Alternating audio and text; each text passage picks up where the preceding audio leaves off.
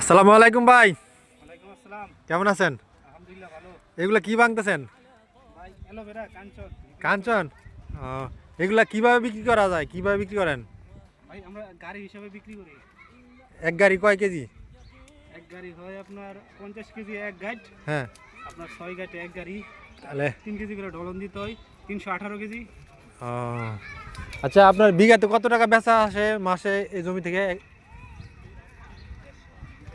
হুম, বিঘাতে না, এখন গাড়ি হিসাব করে যত না, এক বিঘা জমি থেকে আপনার কত টাকা মাসে বিক্রি আসে?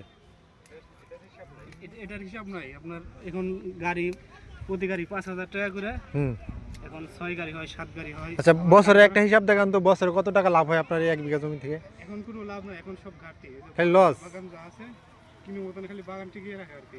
ও, এখন সব ঘাটতি। আগে লাভ হইতো, আগে 8,000 10,000 12,000 টাকা গাড়ি ছিল, তখন হ্যাঁ, লাভ হইতো।